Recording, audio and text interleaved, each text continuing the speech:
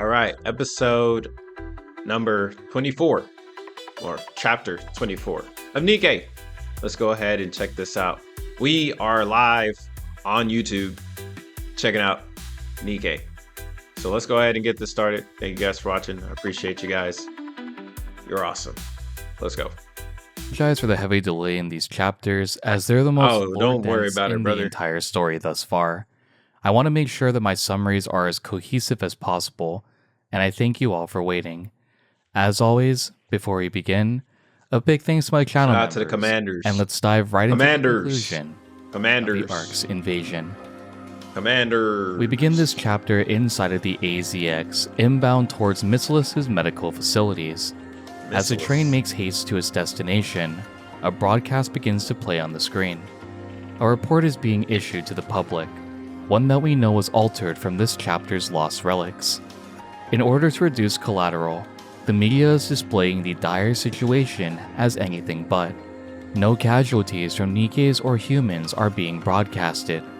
However, from the horrors of chapter 23, we all know that it's nothing but a lie. that bad? The victims of Uni's meddling, the survivors of the shelter incident, are scattered throughout the train's cabins. NIKKEs are still trying to assist the wounded. And amidst all of this, we find Crow silently observing the situation unfold. She locks eyes with a medical staff member before time seems to resume around her. Crow begins to listen to conversations happening throughout the train, whispers of civilians who'd encountered raptures firsthand. Amidst these conversations, there's also people thanking NIKKEs for saving them. Though some NIKKEs abandoned those in need, others fought valiantly to save the helpless. Both NIKKE and human life was lost, and through this, those who were saved can see NIKKEs in a new light. Other conversations continue, some of rumors of this invasion being done by NIKKEs, to the mourning of countless commanders who died in the line of duty. We have to remember one important detail here. Despite NIKKEs being mostly machine, they still have human emotions. There's a NIKKE sobbing in the corner, the crushing realization that they stand no chance against the raptures. A mental snap, one all too common in this story. Man. At the center of this pandemonium, Going rogue. Crow silently gets up, making her way towards the end of the cabin. Slipping into a vacant restroom, Crow locks the door and places a bomb in the corner of the stall.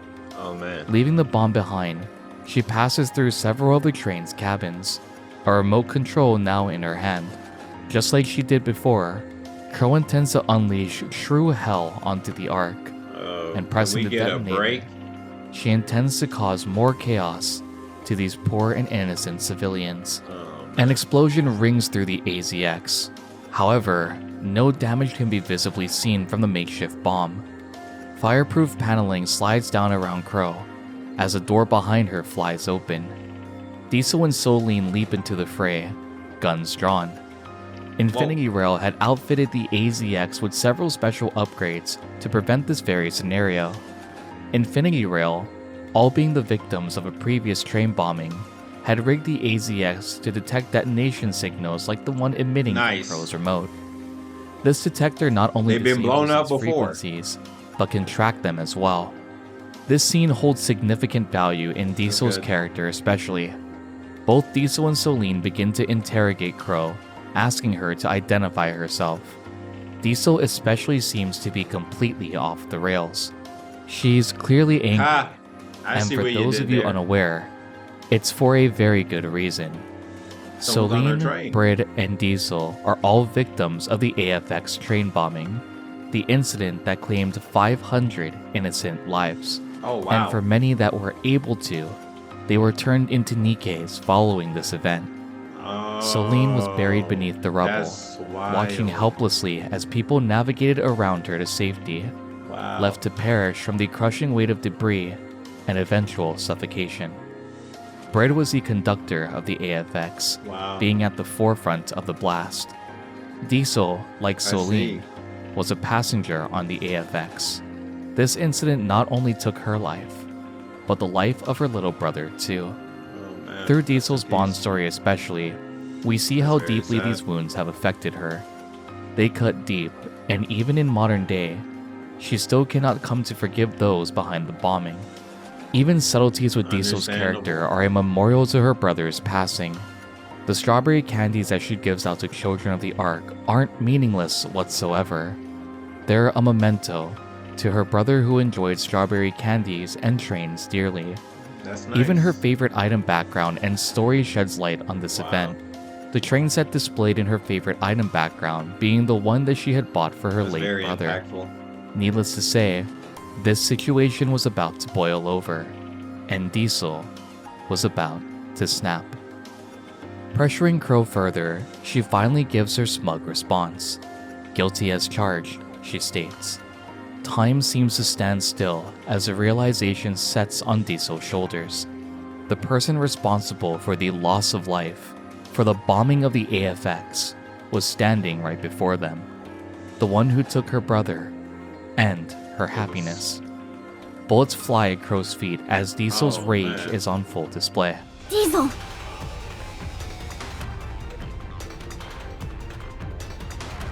So it was you. Damn you! Oh man. All those people! My brother! Rage. You're sick. You people, you all are. Every last one of you. All And of she still Elysium. thinks she's right. What are you talking about? Every female who died in that attack was turned into a NIKKE to work for the railway. True. If that's not in poor taste, I don't know what is. But You're all being duped and you don't even know it. They're using your own memories against you and making you their puppets. Are you finished? She don't care about none of that. Revenge. Crow smugly replies that Diesel's inhibitor hasn't been turned off, so she can't enact this revenge. Even in the face of her victims, Crow shows no remorse, no inclination of any regret. As she Why would walks she? forward, Diesel screams for Crow not to move. Pouring more salt in the wound, Crow tells Diesel how she can ricochet the bullet to kill her. She's trying to push Diesel over the edge, to force her to cross a line of no return, all in order to enact her revenge. As Crow taunts It's not Diesel, worth she it. sharply asks if Crow thinks that she can't pull the trigger. It won't All bring these them years back. of nothing but longing to see her brother's face. It won't bring them Diesel's back. on the verge of a full mental collapse. Oh, She's about to man. cross a line of no return, something Crow gladly would guide her to do. Yeah, I bet. Crow continues to taunt Diesel. Perhaps this was her first time shooting someone.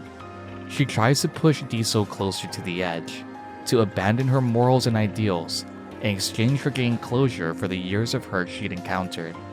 Crow continues to guide her on how to shoot to kill, and Diesel thanks Crow for the tips as she raises a barrel to open fire. Before she can fire, Celine grabs Diesel's gun.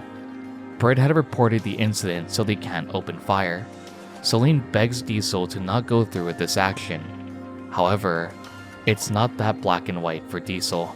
More great. She's still struggling internally, blinded by her rage to kill Crow. Diesel tells Celine not to stop her, that she has the right to her Let her revenge. choose. Revenge for all those who perish in the AFX bomb. Let her choose. Celine reminds Diesel that NIKKE's abilities are determined by the aspirations of their previous life, and none of Infinity Rail became NIKKE's for the sake of revenge. Britt drives the train, you handle the management aspects, and I tend to the passengers. That's what we're good at. Making our passengers feel comfortable and safe is what we do best. That's what we dream of. Not revenge. So please, Know the don't way. shoot. If Know you the pull way. that trigger, there's no going back. Every time you see AZX, all you'll ever remember is killing this woman. Celine. Remember the dream. If you're not going to pull the trigger, So Crow gets away. then may I be excused? Bro, You two Pro are just leaves. Shut up. Re. Not another word. Just leave. Don't ever let me see you near this train again. As you wish. As wish. Oh, brother. Bro, it's something else. Celine, I wanted to do it too. And she still gets away to cause more chaos. I was scared. I couldn't do it. Not only was I scared to shoot, I was scared that you'd do it as well. That's why I stopped you. Diesel, did I do the right thing? Yes, you did. Thank you. Who's Celine. to say? As Crow reconvenes with Viper, she can tell that Crow is a bit What's agitated. good? What's right? Evidently, they'd hit a small roadblock in their plan. Something that is clear from Crow's expression. The two are relying on Jackal to follow through with their orders. If she had, Crow states, she'd be dead by now. Like I've stated previously, Jackal doesn't fully grasp the veracity of this situation. She's simply following orders. Just A pawn Crow can sacrifice at any given moment. literally. With this, Crow and Viper disappear into the crowd, disembarking from the AZX, inbound for the Missilus Medical Facility. Fast forwarding to present time, Diesel is briefing the commander on everything that just transpired, Crow having knowledge of the AZX destination and the possibility that she had infiltrated the medical facility. Diesel knows Crow wouldn't just waltz in through the front doors, and informs the commander on the interior of the massive medical facility. After relaying this information, Diesel also informs the commander that she couldn't shoot Crow. Despite her rage, she couldn't bring herself to do it. Didn't cross To the line. commander, this is reassuring news. That's good. If Diesel had Yeah. gone through it, just as Celine had told her, she would have lost a part of herself that she could never get back. Ever. Diesel then reassures the group that there is no safer place in the Ark than the medical facility right now. Just like the AZX is equipped with the same technology used to prevent Crow from detonating any explosives. Crow must have something planned though if she used the AZX to expedite her trip there. The commander reassures Diesel, telling her to leave the rest to them. As communications end, the commander attempts to rationalize the situation.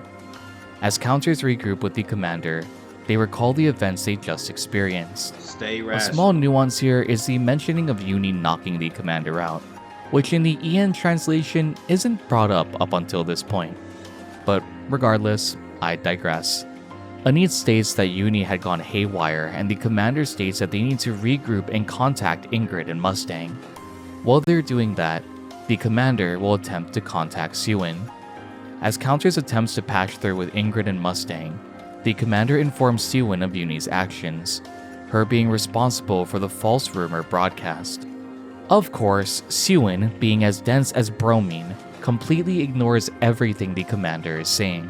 She sees that the commander is trying to bury her, and before we continue, let's really ask ourselves, what benefit does the commander have in doing this? Countless people have died in the Ark in this sense of panic. For once, I wish Sewin would listen and not act her size. She doesn't give the commander a single chance to breathe, No. believing he's fabricating all this information to slam the final nail in the company's coffin. Before the commander can even She's get so a warning, blind. Sewin informs him that she'll be blocking his number. Oh, A okay. truly So high school mature. level approach in a situation where human and NIKKE lives are being lost. Frantic, the commander tries to type a message warning Sewin of Crow's movements to the medical facility, You've been blocked. but lo and behold, the Blocked. brat beats him to the punch. As the communication with the pint-sized brat ends, Anise expresses her disdain for Sewin's rashness. There is no time to waste though. The group needs to make their way to the medical center as soon as possible. It's their best chance to catch Crow and Viper, ending this manhunt once and for all. Making their way to the medical facilities, the commander tries to make sense of the current situation. Sewin is unaware of Uni and Exotic working together. Their conversation also confirmed that Sewin didn't order Uni to take his Vophouse. Recalling all that transpired, Crow wanted to see the Ark make a choice. That much proves to be true. If this already had been satisfied, then why try to blow up the AZX? And why is Crow heading for the Missilus medical facility? Is she simply Crow buying has time? alternative motives. If this were the case, then Viper wouldn't have commented about them being caught too soon. The commander is perplexed, trying to dissect the situation further. If the AZX had been destroyed, it would leave the medical center vulnerable as all manpower would be focused around the injured at the blast site. But why? Why divert all that attention? That's when it all hits him. Uni was ordered to capture Crow by Sewin. However, she's unaware of Uni's involvement with Exotic. Capturing Crow in a secluded location would prove ideal, and thus, Uni will tell Sewin that she apprehended Crow at the medical facility. Using this, she could wipe the slate clean of any damning evidence, all without the watchful eye of the public and from the media. It's just a hunch, but the commander thinks he knows Crow's next target, the one and only Brat CEO of Missilis, Sewin. Huh. So this is very interesting. With counters attempting to intercept Crow, we once more find ourselves in the Outer Rim. At the partition between the Ark and the Outer Rim, very interesting. Moran is still fighting against Dobon and his troops. Moran is taking the mass-produced Nikkes one by one, and Jin is surprised by her swiftness in taking them down, shocked that Dobon would face Moran like this himself. Dobon is a very prideful man, and Moran knew that he would never turn down a chance to face her in a head-to-head battle. Jin is surprised by this, thinking Dobon would be a weasel and use any method to secure a victory. Even though she's outnumbered, Moran tells Jin to put faith in her as she continues the fight. She doesn't want to rely on anyone's strength but her own. As long as Moran holds her ground, she should be able to persevere, not only defeating Dobon's Nikkes, but also striking a major blow to his ego as well. Dobon starts to scream at his troops, flying insults of every variety. How can an army of mass-produced Nikkes be bested by a mere street urchin? Dobon continues to bitch about his reinforcements taking too long to arrive. However, he's informed that they've lost contact with that group. Man. Sadly for Dobon, Rosanna had a fun target practice session with the little group of reinforcements that he called on. At his wits' ends, Dobon orders his troops to attack simultaneously, giving them permission to use their weaponry. Even though Dobon's reinforcements were scrapped, the same can't be said for Moran's. Jin, being her intel man, has already ordered reinforcements to assist her. Even though Jin can't fight, he'll do her one better: send capable members who can. A single shot rings out from behind Dobon as Rosanna and her subordinates enter the fray. Rosanna comments on how easy Dobon's This is the perfect music. This is definitely some cowboy just shit. As another voice rings out. It's Sakura, saying that they shouldn't kick Dobon when he's down, pitying the pathetic deputy chief lapdog as she approaches. Dobon is disgusted as Underworld Queen's full presence comes before him. And needless to say, the feeling is mutual. Underworld Queen is livid at Dobon for using the Rapture invasion to meet his own ends. He used this pandemonium to seize the opportunity to deploy his troops on his own self-interest. What Dobon is doing right now is tantamount to a massacre, abandoning his post to protect the people in order to dispose of the Outer Rim instead. Sakura then reminds Dobon of one simple fact: the Outer Rim is their turf, and before Dobon does anything, he needs to ask their permission. Seeing as Dobon ignored this one, Sakura comments that they would have to be a bit more forceful with reminding him. With this, Dobon orders his troops to advance, and Rosanna gives her consigliere the word to crush Dobon's troops. As Underworld Queen and Dobon's men clash, we then cut to the rehabilitation center. Jackal, having been apprehended previously, had just gone through a brain scan. Any damning evidence that could implicate Jackal would be used against her and aid them in uncovering Exotic's next move. Although Jackal did chew through the metal wires in the elevator and engage in combat with Exotic, she was at no point aware of a greater plot. The only notable word uncovered through the brain scan was fireworks, which in this case is the literal definition. Though Ingrid thinks that it could be mind control, the actual answer is just as I've been stating. Jackal thinks this is all merely a game. And I mean a game by the literal definition. A fun time to be had with the commander and counters. The duo agree that Jackal is simply a blank canvas, and unfortunately, it was Crow and Viper who were the first to paint upon it. Ingrid also informs Mustang of the events that transpired in Chapter 16. and Jacko's involvement with leaving the commander for dead on the surface. This initially shocks Mustang, not having heard about this event up until now. Mustang also informs Ingrid of the movements of Viper and Crow, the likelihood of them making their way out to the missless medical facilities. Hearing Crow and Viper, Jacko perks up. She asks about the whereabouts of the final 2 members of Exotic. Ingrid is astonished that Jacko can speak so closely after a brain scan had been conducted. Jacko states that Crow and Viper were not caught, Ingrid's silence only confirming this thought. Those 2 left you to die. It's okay. I'm not much of a thinker, so I can't really help in that department. Captain and Viper both hung around and played with me, which is all I can really ask for. If you want to dive a little bit deeper into Jacko's character, I highly recommend that you play through her Bond story. Not all villains are created evil, and for Jacko's situation, I would say that the circumstances made her the way that she is now. She's honestly not a bad character, just unfortunately swayed by evildoers in the arc. Just as the conversation is about to wrap up, Ingrid gets a call from Rappy confirming their suspicions. Crow had snuck into the medical facility, but also that Crow and Uni were working together. She also tells Ingrid that Uni is most likely the perpetrator behind the shelter broadcast as well.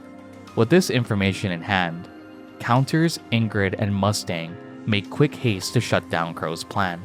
Just as the commander had predicted, Uni informs Sewin that she's captured Crow, and wasting no time, Sewin makes her way to the medical facility, shocked and surprised by this sudden good news. The missless medical facility is swarming with activity. Humans and Nikkes are all seeking help, causing a mass wave of confusion. As Counters make their way in, Rappy informs the commander that she made contact with Ingrid. The group also learns that the commander can't get into— Yo, shout out to Magnet.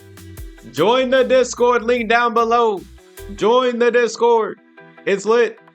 Appreciate you guys. Shout out to Magnet. contact with Sewin. Evidently, she still hadn't blocked, Hit the like and button. he's not picking up. Knowing Crow and Uni's intention, Rappy suggests searching for Wardress and Exotic. They are planning to intercept them before Sewin falls right into their hands. As the commander is about to split up and plans to reconvene at a later time, he suddenly gets a text from Mihara.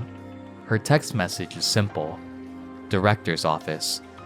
The weight of the situation fully falls on the commander's shoulders, as Counters make haste This is very to the medical common. facility's director's office.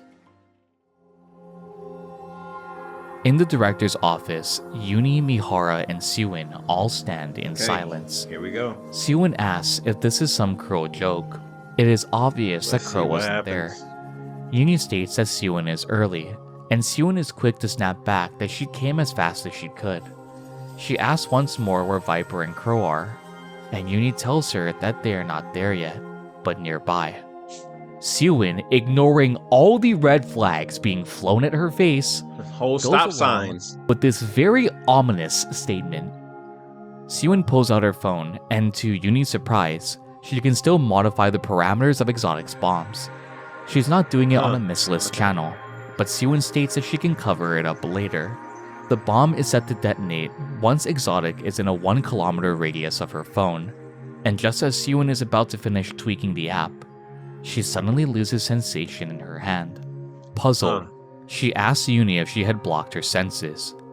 Uni confirms that if Sewin presses that button, Crow and Viper will die. Uni falls silent as we hear another cracking sound. The room suddenly goes black for Sewin. She had lost all sight and angrily yells at Uni. She's been Despite suppressed. all the wrongdoing that Sewin's done in the story, what follows, once more at the hands of Uni, is truly disturbing. Uni! Did she get punched? What are you doing? Sewin, why are you doing this to us?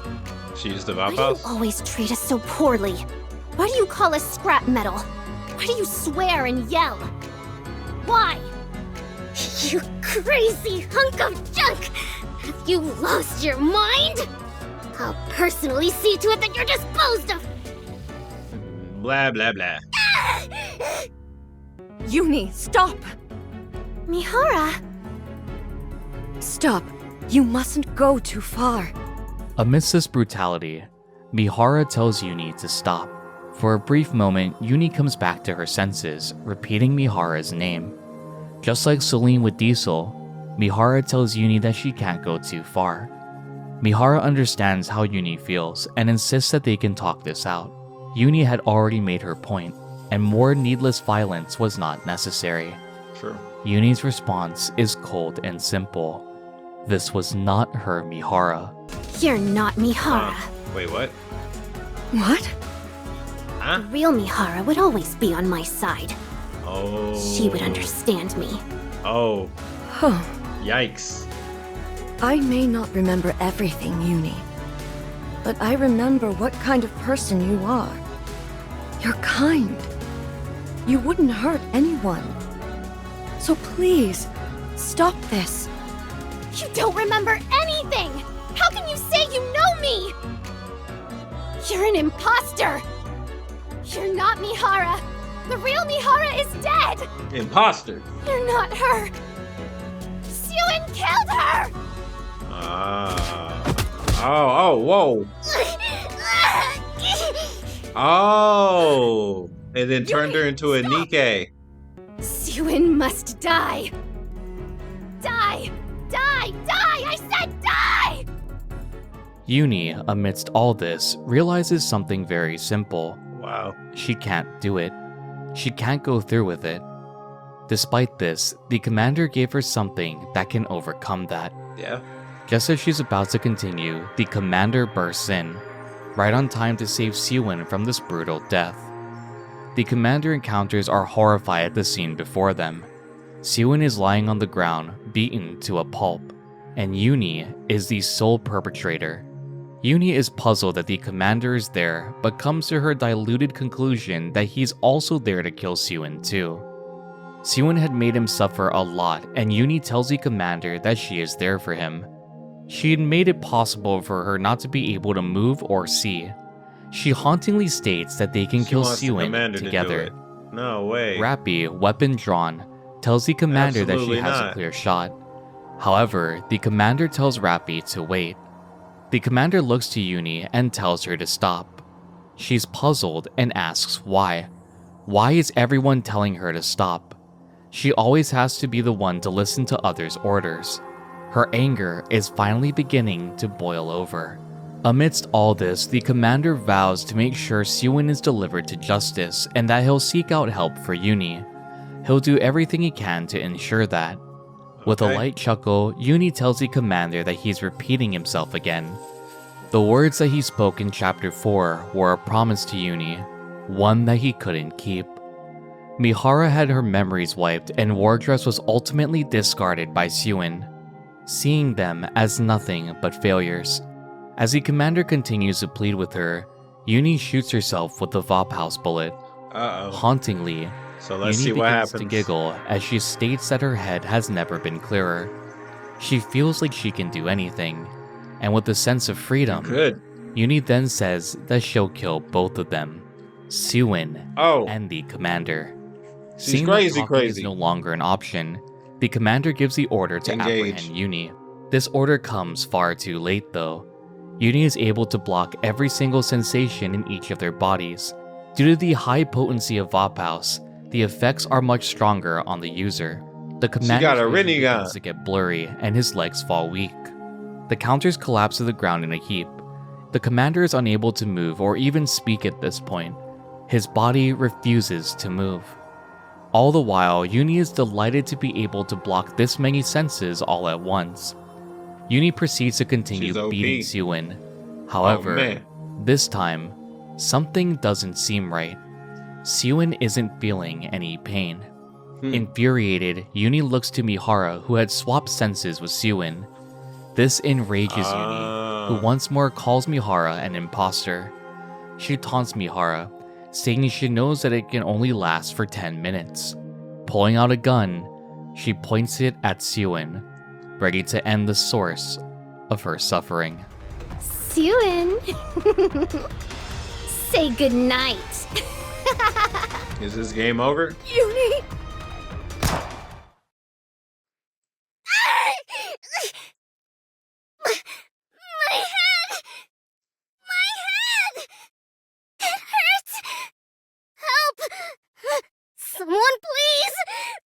She shot Mihara. Mihara! Mihara! Why did you protect Siwin? Why? Mihara! Tell me! Tell me, Mihara, why? What? What? Mihara! Blood! Your head is bleeding! Who did this? Get it out! Get it out of me! Mihara! What Get up, in Mihara! the world? Mihara! Be quiet! Oh man, Amidst this pandemonium, tranked her ass. the real mastermind appears. Crow had just shot Uni, holstering the weapon she used to do the job. Crow had given Uni a chance to kill Siwin, yet Uni seemingly didn't have the guts to go through with it. She failed. Crow, completely disregarding the commander, counters, war dress, and Siwin's current situation, applauds the commander for finding this place so swiftly. Despite his quick deduction, it won't matter in the end though. He failed to change anything. Crow reveals that Siwin was a simple side quest in all of this, a footnote, and begins to tell the commander her true intentions. She wants to see the commander fall. The commander is too much of a hero, and can solve everything and still come out smelling like roses. He's a natural born winner, and Crow tells him that she's actually quite fond of him. In a twisted way, That's Crow interesting. even respects him. It's his connection to the Ark that Crow has an issue with, and because of Okay. that, the commander needs to be brought down. She continues saying that he is no different from a NIKKE. He follows orders blindly and would sacrifice anything for the Ark's sake. Evidently, Crow missed my summary in chapter 13 and 14 because it seemed like the entire Ark was on his ass. Thanks For to the real. Rapture invasion, NIKKEs and humans will see each other differently now. Crow is pleased with this outcome, but irritated at how much meddling the commander had done along the way. He is an intermediary between NIKKEs and humans, and due to this, there was a high chance any situation, this one included, will be resolved as if there was nothing wrong in the first place. That is dangerous to a person like Crow, one who wanted to instill true chaos and fear into the people. The commander's influence and reach is far more powerful than he's capable of understanding. So, if the commander is a key problem for Exotic, what should their solution be? It's simple: to bring the commander down to the dregs. Make him no different from the rest of the Ark's filth. Crow's I knocking the see. commander down a few pegs. 3 gunshots ring out before silence fills the air once more. The commander, still unable to see, wonders what Crow had just done. He was not hit himself, but heard 3 gunshots regardless.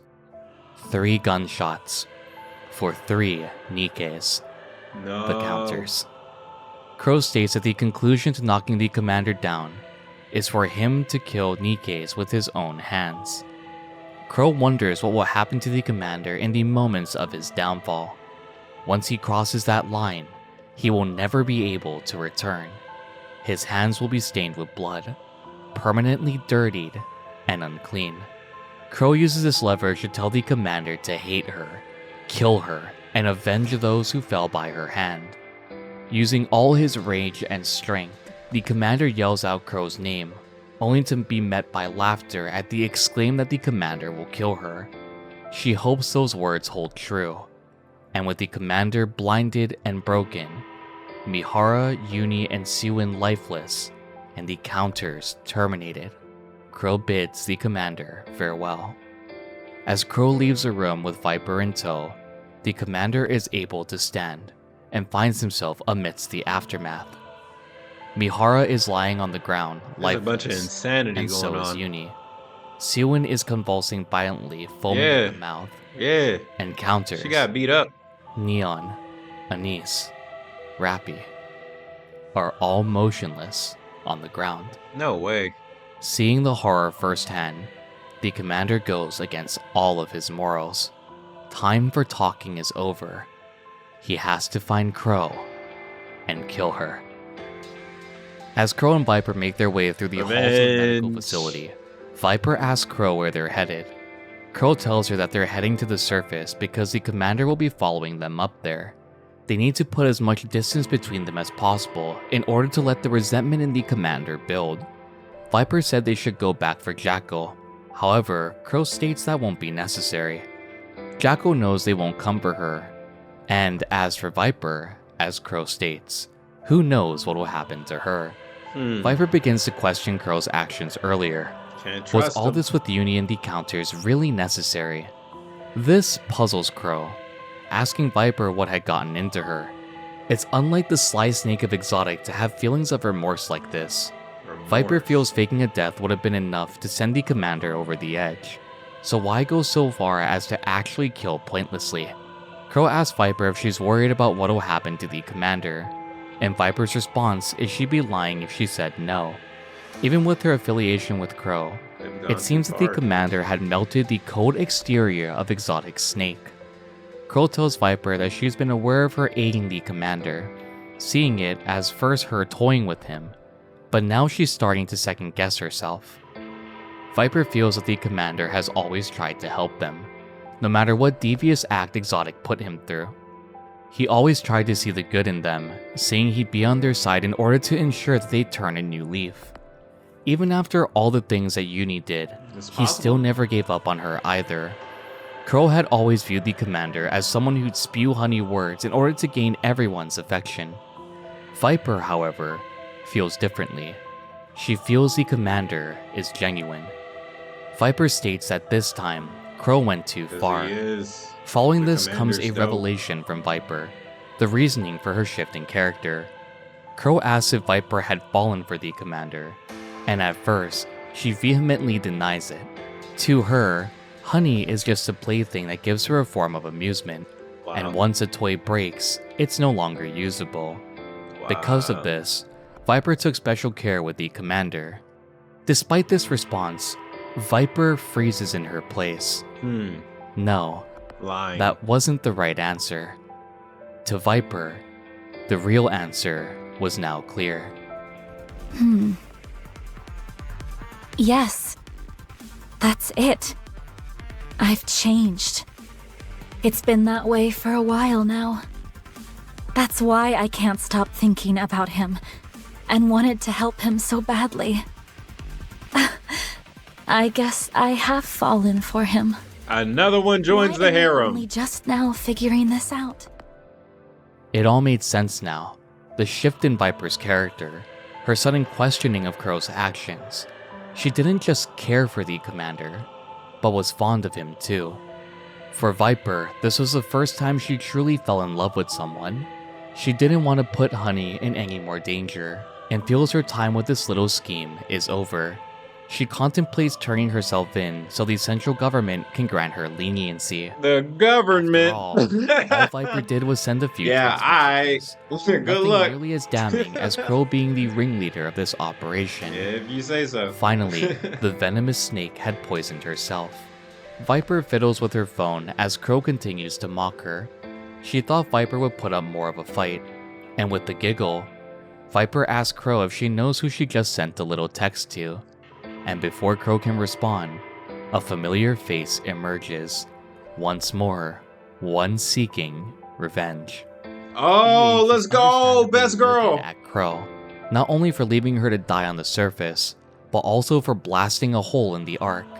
Even though EH was a leader of Heavenly Ascension and a well-known criminal, she never wanted to endanger innocent civilians. Crow, unfazed by all this, simply states that she's surprised EH has survived this long. Crow flippantly states that she's happy to see EH alive and kicking, but judging by her injuries, she'll probably roll over and die at any moment. Damn. EH has had enough of Crow's bullshit and demands to know why she executed this plan. Crow declines to elaborate, simply giving EH the cold shoulder. Thanks to Crow, the entire Outer Rim was about to be exterminated, and half of the Ark lay in ruin. Crow's set of responses to EH here don't even need to be summarized. Just know it's implied that she could give two flying fucks about the deceased. Crow always intended For to real. betray EH, and her Crow is loyalty was something never else, under man. Heavenly Ascension. Even though EH once saw Crow as a comrade, ironically, all Crow can see people as are tools to push her own agenda. The very thing that she accused the commander of being is what Crow herself was.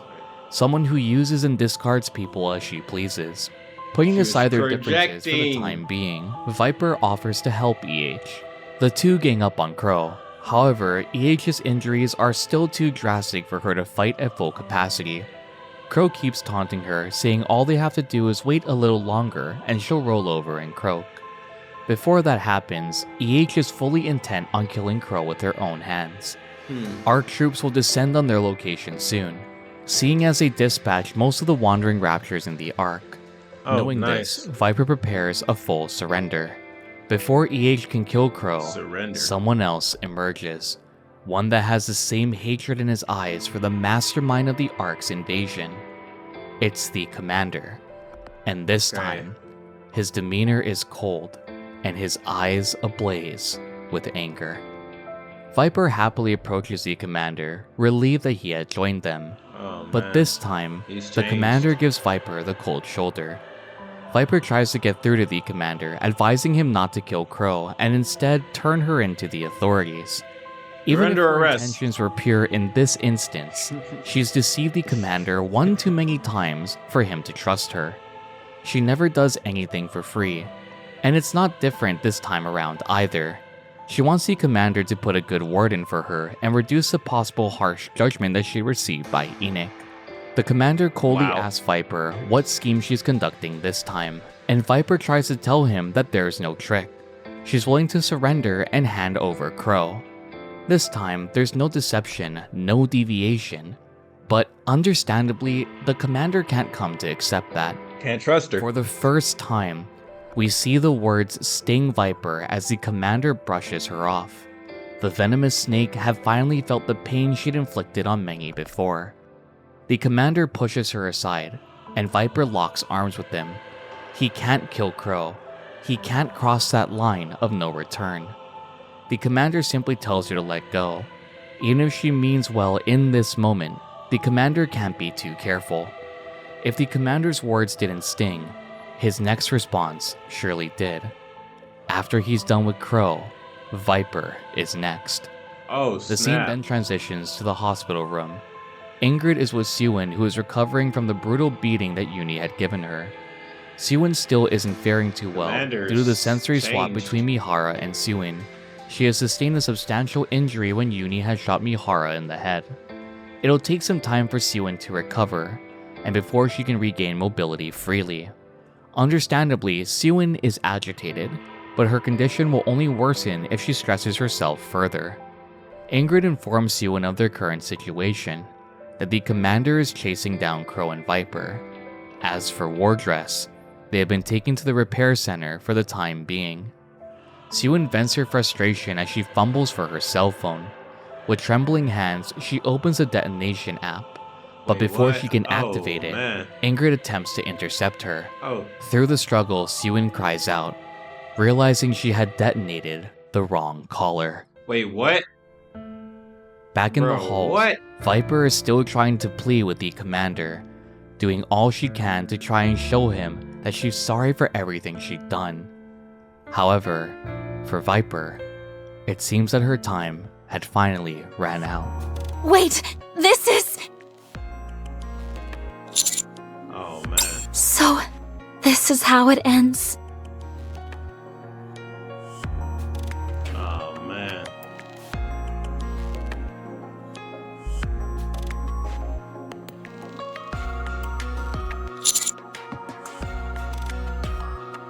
You really are a good person, honey.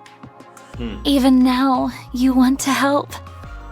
It would have been nice if I'd known someone like you earlier and recognized what I was feeling.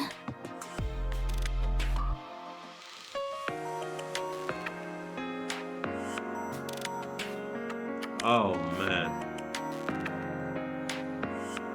Take care of Jackal. That big dummy needs someone to look after her.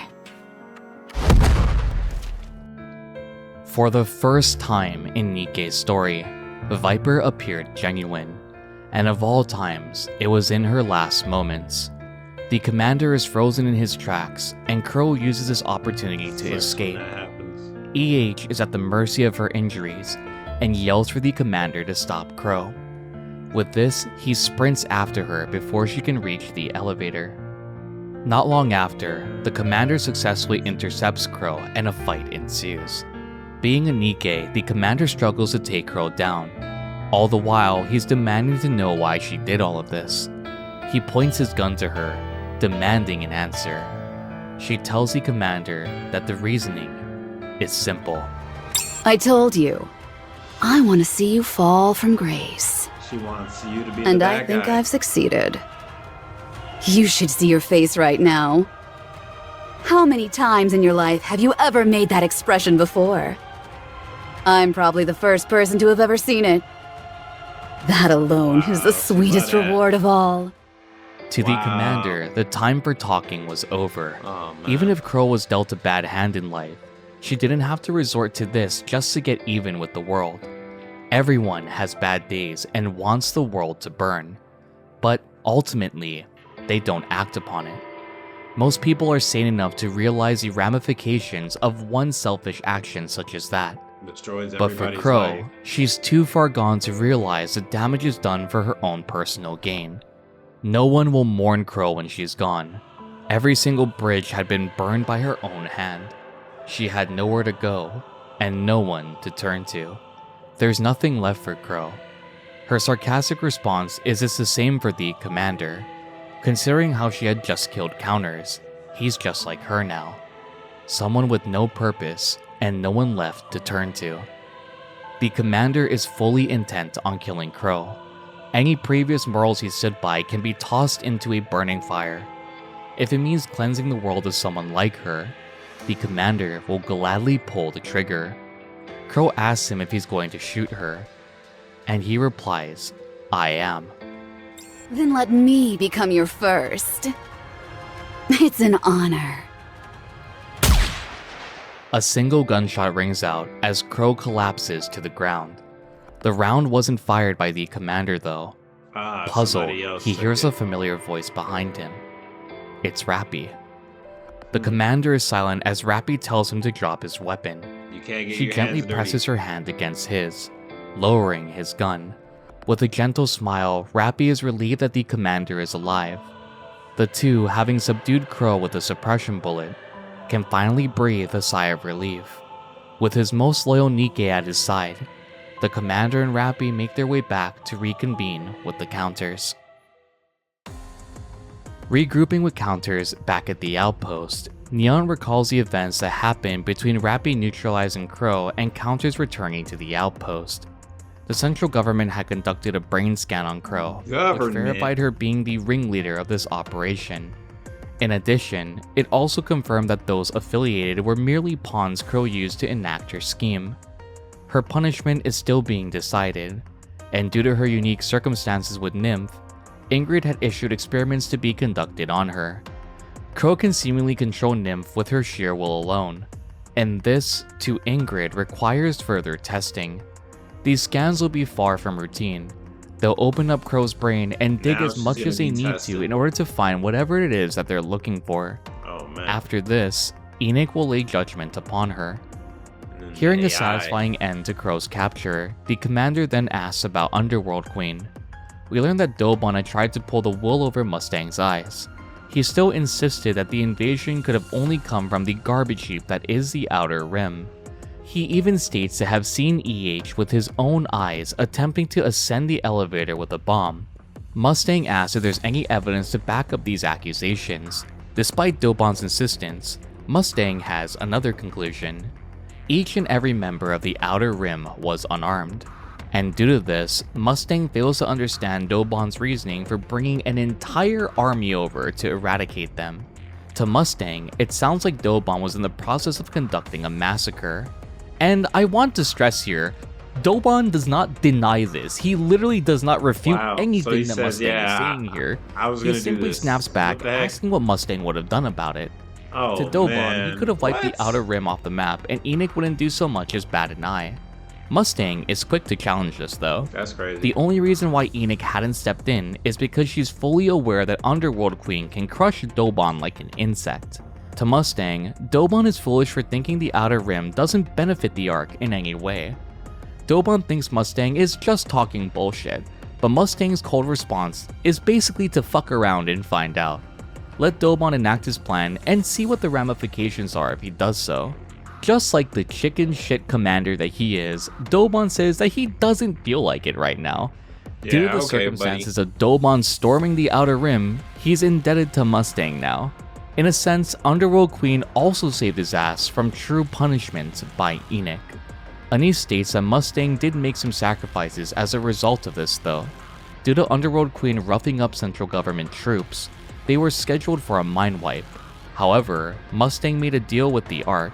In order to keep his queen's memories intact, he gave up Tetra's main broadcasting network to the Ark. Tetra Connect is one of the Ark's biggest breadwinners and a major source of income for Mustang. What a trade. Leon is worried about this, but Anise states that Mustang isn't too worried. After all, fighting up from the bottom is his specialty. Yeah, Next up, he'll the get group rich discusses again. Uni.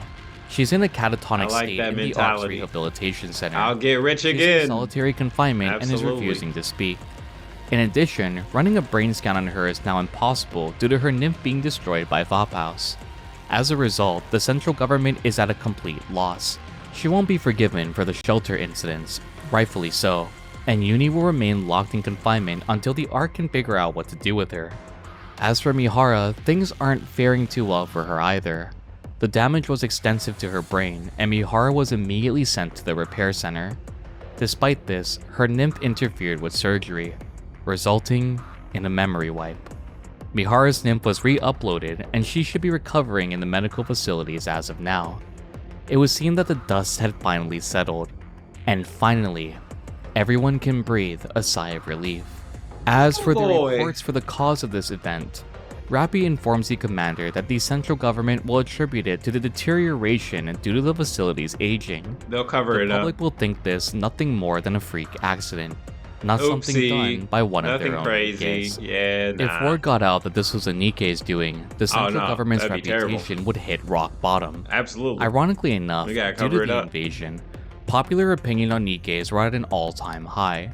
It has become more apparent how indispensable Nikke's are to protecting humanity, especially after Matisse's display on the surface and the valiant efforts of the Nikke's who tried to protect those in the shelters. We find out that Suin is also recovering in the ICU, and when she can walk again, she'll be judged by Enoch. For now, the group will have to wait to see what happens Two next. punishments. Through this exchange, we also learn that Rappy had used a bit of Red Hood's ability in order to get to the commander in time to stop him. Nice. Despite his irrational actions, Yakuza. Rappy can find forgiveness for him. It was a moment of high emotion, and she doesn't resent the commander for acting the way that he did. She's only happy that she was able to stop him before it was too late. With this, the group makes their way to Enoch's chamber. Back at the medical facility, Ingrid stands over the bed of a badly injured Elijah and Harper. It's clear that the two of them have known each other for some time. Evidently, EH isn't faring too well, and her time is swiftly running out. She has a mere 2 days left to live, according to Ingrid. 2 With this days. information, Wow. EH has a request for her. She wants to atone for what she had done during her time as a human, for all the fear people felt by her command. The guilt seems to be hitting her all at once, and there's only one thing that she seeks: redemption. She wants to become a Nikke, and hearing this news, Ingrid vows to do what she can to make the necessary preparations for this to happen. So, Crow has been captured, and Viper is blown to bits.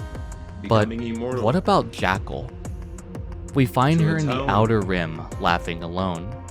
In a sad way, it's her form of coping with losing her friends.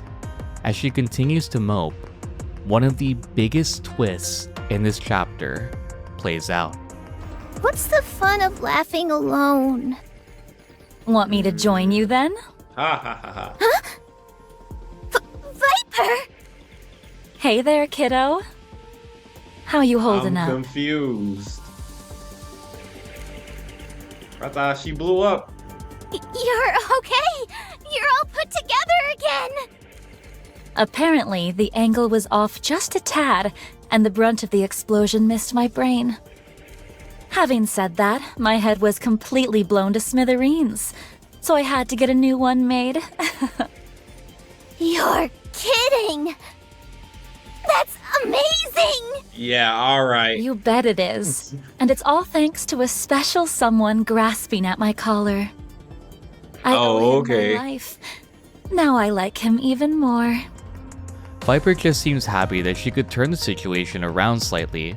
It's evident that the outer rim will be monitored more heavily, but they'll continue what they've always done with one small alteration.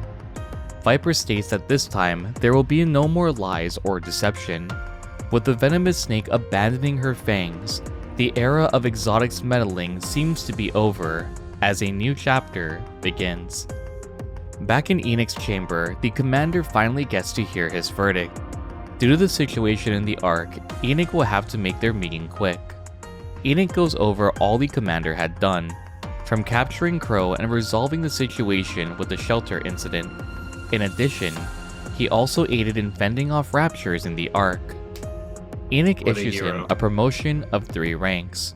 However, this victory is very short-lived. The commander is also guilty of a few things, leading raptors into the Ark in Chapter 18, and concealing the existence of Vaphaus.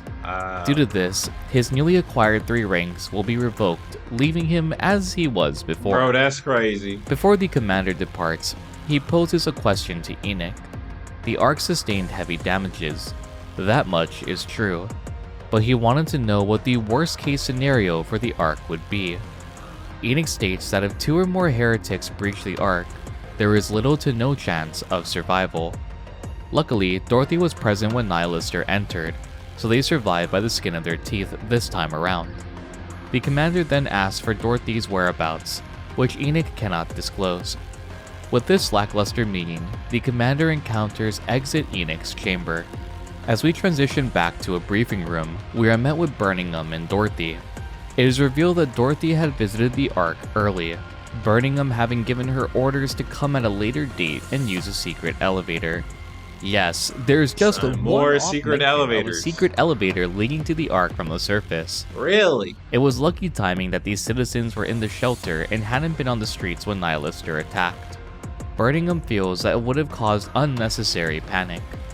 Surprisingly, Dorothy came to the Ark for that exact reason, so humans could see her on full display. Seeing as the Ark was vastly empty, she was disappointed upon arrival. It would have been a spectacle for the citizens to behold in Dorothy's eyes. She loves her grandeur. It's clear a lot of heads have turned towards her since entering the Ark, something Birmingham would have liked to prevent. She's appalled by this. After handing Nihilister over on a silver platter, this is how she's treated.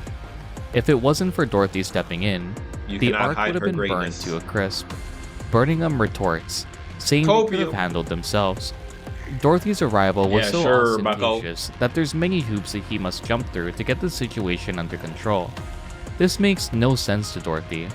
What's the point of keeping everything under wraps?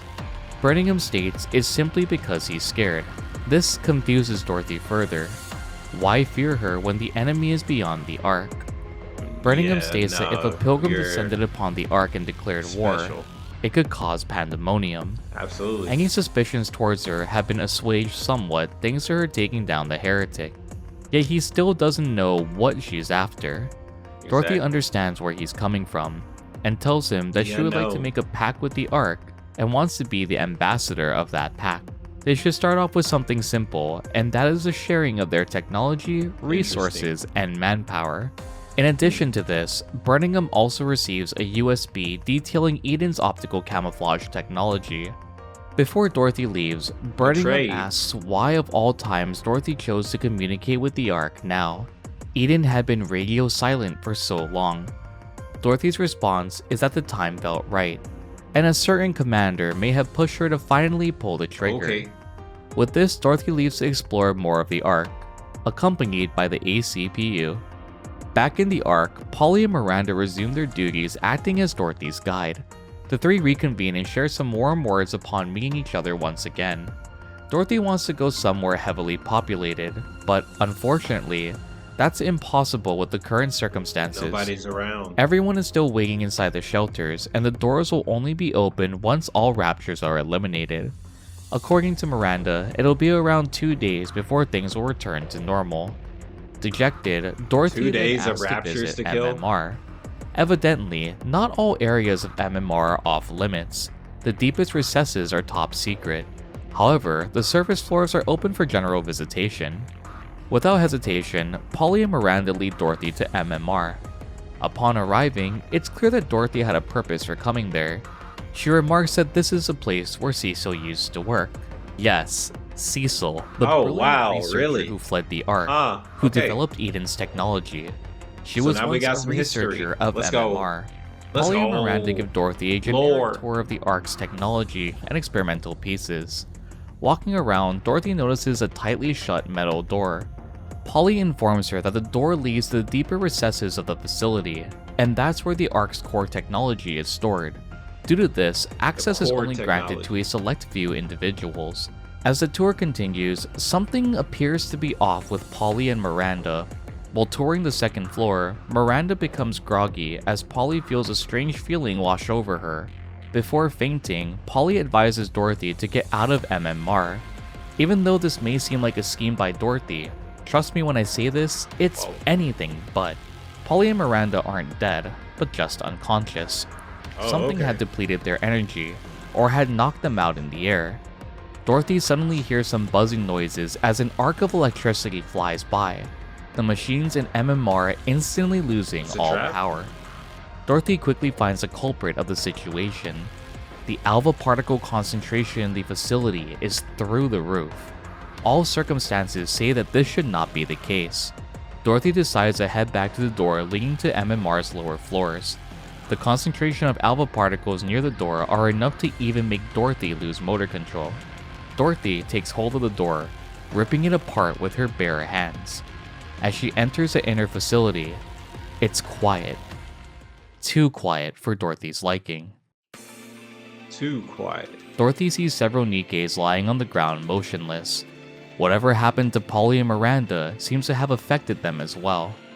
She then stops in her tracks, seeing Nihilister in the center of the room. Well, this isn't Beside good. her lay an Atlas cage that once contained her. Nihilister had melted it from the inside, the once inescapable prison now reduced to a puddle. Evidently, Nihilister had planned all of this.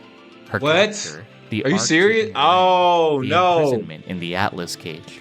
As Nihilister continues her monologue, Dorothy notices the She's twin monologuing. dragons are gone. Oh, Nihilister's weapons are nowhere to be seen. GG's. Puzzled, Dorothy demands an explanation. Nihilister flippantly states that Dorothy is dumber than she looks, and before Dorothy can formulate a response, a sharp metallic pang rings through MMR. Tentacles spring forth from another Atlas cage. Nihilister states that she needed to feed them so they grow big and strong.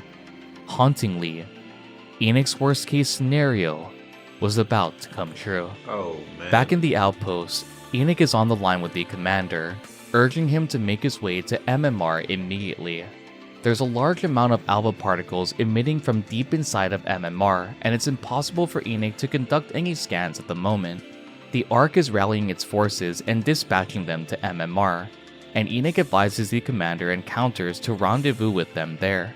Rappy urges Enix to tell the commander more, and Enix states that the alpha particle concentration has only been this high a handful of times, one of which being an encounter they previously had with Indivilia. You may be wondering who that is, but we've met Indivilia in her heretic form in Chapter 12 as Material H. Absolute and Matisse had fought against Indivilia, and only by sheer chance did they survive the encounter. A lightning strike incapacitated Indivilia, allowing Absolute and Matisse to escape. As they withdrew, Indivilia attempted to heal herself, emitting the same concentration of alpha particles that Enix is reading from MMR now. According to Enix, Nihilister's intention all along was to revive Indivilia. Seeing as that had come to pass, the worst case scenario in the Ark had come to fruition. 2 heretics versus We're the last safe haven of screwed. humanity. As counters make their way downtown, Rappy confirms visual contact with Material H. The alpha particle concentration is through the roof. However, it shouldn't impede on their battle capabilities. Swiftly, the team locates Material H, and having fought it before, they have some confidence in this encounter. The area around them seems odd Can't beat though, it again. like Material H had changed the surroundings somewhat. Regardless, counters engage in battle, intending to defeat Material H before she can fully revive into Indivilia. Learning that Nihilister is busy fighting Dorothy, to the commander, it's a perfect time to take care of one of the problems and aid Dorothy after they regroup. After engaging and defeating Material H, counters are relieved that they were able to come out on top. Even with this victory, something doesn't seem right. Neon reminds the group that Enix stated all forces would be meeting up with them, so where exactly were they? Rappy tells the commander to contact Enix, but he gets no reply. As the team ponders their situation, This isn't the good. walls begin to crack and crumble around them. As the facade around them collapses, counters find themselves What? on the streets of the Ark. Counters had just Ninjutsu. fought an illusion of Material H, nothing but a mere Let's distraction. go, gameplay. As the team looks ahead of them, they see a NIKKE wearing what appears to be golden armor. The familiar sensation hits the commander like a truck. Malice back. incarnate, honed to a razor-sharp edge. The embodiment of pure evil. Making her first in-game appearance, Indivilia is quickly joined by Nihilister. Right before the commander lay the worst-case scenario, 2 heretics Oh, great. breaching the Ark. Evidently, Indivilia had feasted upon countless Bro, NIKKEs to she has ensure a her head. revival. Oh man. Remember, when Material H was first studied, it absorbed countless NIKKEs, breaking them down to only useful components. It didn't help that the Ark had dispatched a large quantity of NIKKEs to take care of Indivilia either, practically a buffet for her to fully regain her strength. Without warning, the group suddenly hears the wisp of an object flying through the air. Before the commander can even blink, Anise and Neon are bisected. Oh It would man. appear that Indivilia had undergone a form of evolution with her revival. Oh great. Surprised that she can wield a blade rather than a mere tentacle. The commander is in shock as Rappy tries to snap him out of it. Anise and Neon aren't dead so long as their brains remain whole. For now, they have to deal with the problem at hand. The 2 heretics who've invaded the Ark. How are we gonna The deal commander with this? patches through to Enix to get any viable information. However, no such records exist on Indivilia. The best Enix can do is dispatch Absolute and Matisse to their location.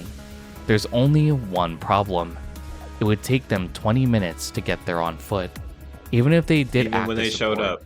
No. Enix still cannot guarantee victory. There's only one player missing amongst this chaos, Dorothy. Enix informs the commander that Dorothy had set up a sniper nest 1 What up, kilometer Vincent? away. Welcome in. Just then, the commander hears a shot ring out, aimed at Nihilister well. and Indivilia. Checking out However, NIKKE. It's getting something crazy. would suddenly block Dorothy's shot. Good to see you. No way! Chatterbox, what the heck? Meeting you in the Ark Oh, brings brother. back memories. It just got worse again. How are things? Have you been well? Bro, what? Bro, we killed this guy a long time ago. So sorry to disappoint you. Oh man. Chatterbox had also emerged. What is those of you this? unaware, Dragon Ball Z? He was being kept in MMR following the events of Chapter 13. Upon Snow White defeating him, the Ark had placed Chapter him under 13. lock and key. It's chapter Chatterbox 24 decides now. to get chummy with the commander, but before he can get too close, Dorothy lands beside him. It's a 3-on-3 battle, the fate of the entire Ark hanging in the balance. Dorothy tells Rappy to cover her while she buys them some time, but Rappy has another idea. She tells Dorothy to cover her instead. Patching through to Enix, Rappy asks for the Okay. nearest location of an ejection Let's see what elevator. happens. Enix advises against this plan, but at this point, they're out of options. It's possible for this plan to succeed. Rappy tells the commander that he'll need to find her once this is all over. And with that, Rappy unleashes her trump card. Inputting liberation code. Liberation Operating code. level increasing to limit of sub-generator. Secret body. Activate! Secret body. Recognition complete. What? Recognition Code complete. name, Red Hood. I knew it. Fully active. She was the pilgrim 10 the whole minutes time. remaining. After that, control must be transferred to another host. More than enough time. What is that? Time to finish this. Rappy takes off in a flash, leaving a phantom trail of crimson behind her. Chatterbox blocks her What path. the holy mother of... Bro, what? Chatterbox tries to land a haymaker. Latest, ooh! But Rappy swings her own fist directly into the punch. Oh! Oh, whoa, whoa, whoa. Chatter arm. Damn, Chatterbox arm shatters into pieces. What the hell? What is this? As Oh, Rappy damn. engages Kaioken. now under Red Hood's power, it's clear that there is hope of coming out Rappy victorious. breaks off a sharp tip Rappy of an makes quick work individual's of tail. Chatterbox, flying him into the air towards Takes the blade in her Nihilister. hand and stabs. Even with Indivilia's new form Indivilia in and the faster stomach. reflexes, she's no match for Rappy's Red Hood activation. What the hell? Rappy hurls Indivilia into the already clustered Chatterbox and Nihilister, and with the roundhouse kick, calls for Dorothy to assist. They'll force them into the elevator and send them up to the surface. As Dorothy reconvenes, she's shocked by Rappy's movements. She finds herself falling behind Rappy, something that catches her Try and completely keep up. off guard. As Rappy approaches the elevator, she yells for Enoch to open it. As soon as it does, Rappy forces the three intruders inside along with herself and Dorothy. Enoch then ejects the elevator, and as the door slams shut, Rappy turns to the commander. She's confident in her allies. One way or another, they will find her. As the doors close, the elevator quickly Determined. ascends to the surface. Once the elevator reaches its destination, it will be destroyed and cordoned off, leaving Indivilia, Nihilister, Chatterbox, Rappy, and Dorothy deserted. A Pyrrhic victory by pure definition. A great loss to the counters, but a great victory for the Ark. As things settle in the Ark, Birmingham is still man, how suspicious could of this Dorothy's happen? involvement with the heretic attacks. Despite this, Enoch is quick to denounce these claims. Though Dorothy may have harbored some intent to overthrow the Ark, it was evident that the two parties were not working together. One thing is made clear to Enoch through these events, and that's the fact that the Ark lacks significant physical strength to combat unwanted guests like the heretics. Due to this, Enoch tells him that she'll be making an elite NIKKE squad of her own design, one's meant to be humanity's strongest Good idea. and last defense. In Ingrid's office, the commander learns that Anise and Neon are recovering from their injuries. Despite this good news, he also learns that they're unable to track the whereabouts of all those ejected from the elevator. Ingrid surmises that the commander will venture to the surface and find Dorothy and Rappy, which he affirms. The commander also deduces that Rappy's final words to find her were more than just finding her on the surface. Ingrid cannot confirm nor deny these claims, saying that information regarding Rappy and her current situation could topple the Ark on its head. She does state that if they do happen upon it, to give her a call, and then she can provide assistance to them. Having some inclination of where to start, the commander takes this information and sets his sights on the surface. As the commander sets out, we then see Enoch and Siwin in her chamber. Oh, here we She's go. with pressed for Suin. time, and Siwin urges Enoch to get on with her judgment so she can leave. Evidently, Wow. the brat still hasn't learned that her actions have just consequences, Sure and despite does. the beating she took from Uni, she still needs did another things that one. were also reprehensible. Enoch begins to list Siwin's wrongdoings, how she intentionally lured raptors into the Ark for the benefit of Missilis, her inability to care for her own squad, this being exotic, and preventing the attacks on the Ark. Siwin personally attempted to destroy exotic squad members in order to cover her tracks as well. Lastly, she neglected her own Nikkes, being Wardress. Based on these facts, just like the commander, this is a unique case. Throw her in the After jail for a and while, lock the Enoch key comes and to throw her it away. verdict. Siwin will be stripped of her CEO title Good. and be turned into a NIKKE. Oh! Not only this, but there's one more Oh! thing as well. That's kind of Being extreme, assigned to but a well-known Oh. squad. This being the Counters. Too what? hot to speak, Sewin cannot believe her punishment. To join the That is second extreme. commander and his Rust Bucket NIKKE squad. A fitting Second end for rate, Sewin's with a character third-rate arc and deck. something I am very excited to see in the future. We end this roller coaster of a chapter on the surface, joined by Chatterbox, Indivilia, and Nihilister. Nihilister is infuriated with the result of the earlier battle. She berates and belittles both Indivilia and Chatterbox for their actions, and both of them being unaware of Rappy's hidden power. We do get a few tidbits of information in this outburst. Firstly, that Chatterbox is a half-breed Rapture, most likely an What? amalgamation Half-breed of with- both Rapture and human components. We Oh, also learn that Nihilister wow. is That's quite terrible. cruel to Chatterbox, repeatedly striking him and berating him as a half-breed. Just then, Indivilia asks about Nihilister's dragon heads. They haven't regenerated because they're main components of her. In response to this, and after receiving both verbal and physical harassment from Nihilister, Oh, yeah. an eerie question is raised to Chatterbox by Indivilia. Chatterbox, Yes. aren't you hungry? Actually, now that I think about it, I am a little hungry. What are you two on about?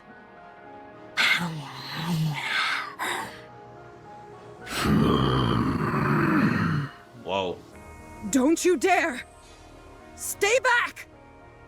I said, stay away from me! Yes, you just saw that scene play out correctly. Indivilia and Chatterbox had begun to devour Nihilister. Oh, man. With Nihilister seemingly devoured, we transition one last time, ending this chapter off with Rappy. She's staring blankly into space as tendrils of smoke leak out. Now, from her listener just body. got eaten. Suddenly, the smoke dissipates and Rappy collapses to the ground, That's her crazy. body completely spent for using her secret ability. She's motionless at first, then suddenly, her body starts convulsing grotesquely. Once the convulsions stop, it isn't Rappy that stands to her feet, but instead, another entity entirely. One who fought in the first Rapture invasion. A member of the once renowned Goddess Squad. Red Hood.